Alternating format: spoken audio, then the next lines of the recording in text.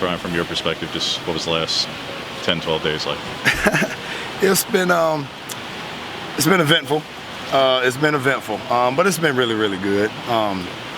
I'll say once the focus is constantly the student athletes and the players, I think that makes a lot of this stuff a lot easier, to be honest with you. I think the staff has done a really good job of that, and that's constantly been the focus of what we're doing and why we're doing it and the things that we're doing and everything else. So in regards to the focus and everything else, I think it's been really, really good to say, hey man, everything is kind of centered around those student athletes, and that's where we're going to keep. How much does it help that there's a bowl game to prepare for when a lot of guys just didn't have a lot of answers for? Sure. I think it's huge. It's huge. It kind of is able, other than the student athletes, that you're able to kind of direct the focus onto something. And not just that, but it's who we're playing too. It's not like we're playing against just anybody. We're playing against a storied program, and really good players, historic coach, and things like that. So the guys are excited. They seem to be really, really excited, which is really good. And so just trying to make sure we do everything we can do to make sure that they have the best bowl experience as possible. How has your responsibilities changed the last 2 weeks?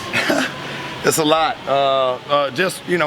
When you get the interim head coach tag, you're not just dealing with just the players anymore. You have assistant coaches, you have support staff, and everything whose life is kind of helter-skelter a little bit. To understand and to know what they have life decisions to make also. So, you try to make sure that you do a really good job of keeping that stuff in consideration when you're planning things out as well. But I tell you what, I work with a bunch of really, really, really good people.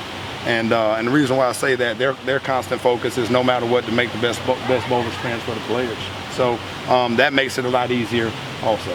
You mentioned those life decisions. Have you contacted Dan about retention, or talked to Mario about going over there? I tell you what, my focus has really been on these guys. It really has. Definitely know that there's things in the balance, and when it comes to that, definitely we'll have time at some point in time to be able to focus on that. But right now, my focus is to make sure that this experience is really, really good for those guys, because they earned this opportunity, and you don't want it just to kind of go by the wayside. As a Georgia guy, I'm sure you knew Dan anyway, but you called plays against him at the very least. So what is your connection and relationship with him before? Well, yeah, I would say this. As well respected as he is, he's an even better person. Just with Dylan and what he's going to bring here to the program.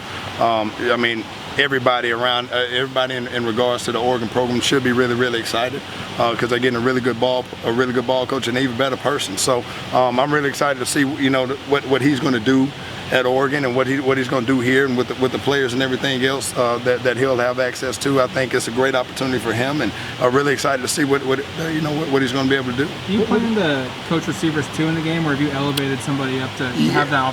Yeah, a little of both. It's kind of hard for me to kind of give that stuff up.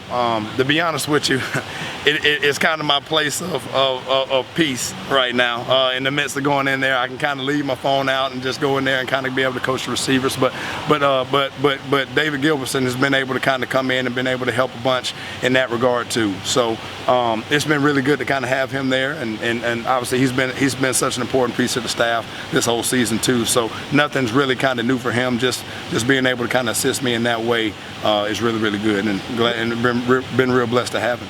What have you learned from past experiences as interim for this one? Yeah. I tell you, the biggest thing is that the players are easy. The adults are the ones that are crazy. But it's like I said, it really helps to know and understand that you're coaching as much between the ears as you are anything else. Like I said, man, this is a crazy time, and everything in the world is telling these guys not to focus on this game.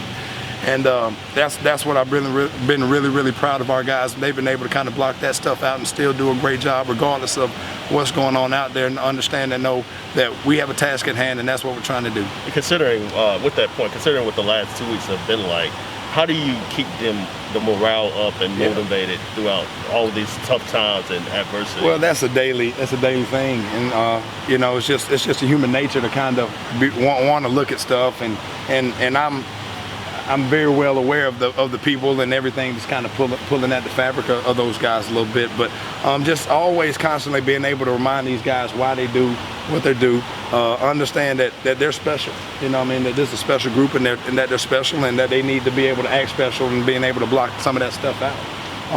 You know, so I mean, just doing a really good job of that and just constantly focusing on the task at hand. So being able to always put stuff in front of them to help motivate them before practice and before a walkthrough and after practice and after a walkthrough and do different things to kind of make sure that you're staying in front of them.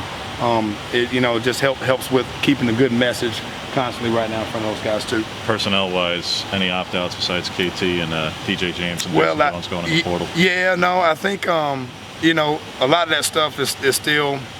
I mean, there's still a chance for a couple of those things. To be honest with you, I want to leave that stuff on their timetable a little bit because I know that there might be some things that are getting worked through in that regard some. So, but right now we'll keep that stuff in house until we know something for sure, and we'll, you know, during that timetable we'll be ready to announce things of that nature. In terms of guys who are working their way back, just are Drew Mathis, Bennett Williams, Sean Dollars, Keon Ware-Hudson, are they practicing right now? Are they back on the field? The closest guy to be able to help would be Bennett Williams. I think he'll be questionable at best, to be honest with you right now.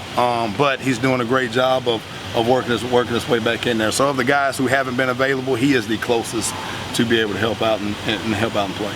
For you, what did it mean to know that the Oregon administration wanted you to coach this? Well, it means a lot. It means a lot.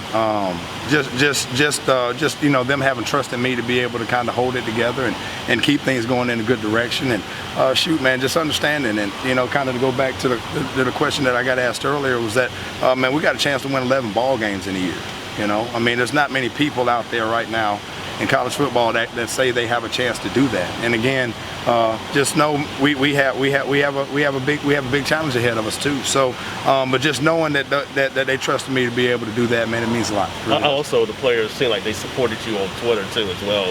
Was very vocal. So what does that mean to you? Well, I got told that. I'm not much of a Twitter guy myself, but I mean, it does. It means a lot. It means a lot. You know, just because you know, with support that comes trust. You know, with support that comes trust. So I really feel. I mean, I'm grateful for the trust that they have in me. I'm really and then I trust them, and really grateful for the trust that they have in each other to be able to go out there and be able to kind of, like I said, block some stuff out to keep the main thing, so to speak. Yeah, it's been a long Anthony time. Brown set in stone as the start. Is Anthony? Yeah, right now the quarterback situation hasn't changed. It has not changed. I mean, those guys are still doing a great job of getting mixed in there. So we'll see if anything does change between now and then you know, we'll see. But right now the quarterback situation hasn't changed. Sometimes we see bowl games, the opportunities for getting a lot of players playing time. Other times we see guys just try out, win the game. Sure. How do you approach that? Well, anytime you play, you know, as a coach, you know, as a coach once said in a press conference, you play to win the game. Yes. You know, you play to win the game. So you want to do everything you can do to make sure that these guys are in the best position to do that. So, like I said, man, if winning and losing didn't matter, then you wouldn't keep score. Right. So right now, as long as we have an opportunity to go out there and play, we're gonna do everything we can do to give our kids the best chance to go out there and win the football game. The wide receiver room looks a lot different at the end of this regular season than it did at the beginning. You know, you got injuries, transfers, guys stepping up. What have you seen from your wide receiver room? You know, Devin Williams is really turning it around. It looks like coming on at the end, and then young guys like Chris Hudson are stepping up. Yeah, I think. I mean, that's just those guys, man. Just you see the natural progression in some guys, which is really good. And that comes with work. That comes with constantly focusing on, you know, getting better at your task. And I think all those guys have done a really good job of that. So, I mean, it's always good to see guys' hard work pay off and everything else. And so those guys are a direct result of that. So I'm excited to see how this bowl game is going to turn out. And you know, because those guys are continuing to work and still continue to work to get better. Obviously, you had some interim experience before. So how can that help you in a game like this? Well, you know, I got asked that also. And so, I mean, I think, you know, just like I said, just really being considerate of the adults also. You know, like I said, man, it's a lot of uncertainty. You know, got guys that, quite frankly, don't know what they're going to do with themselves and their families, right? You know, and so you have to do a really good job of taking that into consideration too. I mean, as much as the focus is the kids, and it is the kids, but to sit up here and act like guys that you work with every single day is not going through those life things. I think I think it's not right also. So, I mean, but just being really, really careful to make sure that you're always towing that fine line. But again, man, everybody, I work with such good people that the focus has constantly been the kids. And I think as long as that does not change, we'll be okay. For Oklahoma, they're another team like you guys that has gone through a lot of change since the conference championship week. They have departures and a lot of movement. Has it made it kind of difficult, to kind of scout them? What's that process like since there's a lot of unknown? It's a little different, but, it's the way of college football right now. So we're not the only team going through it. They're not the only team going through it. And teams that handle these situations the best are probably going to do well.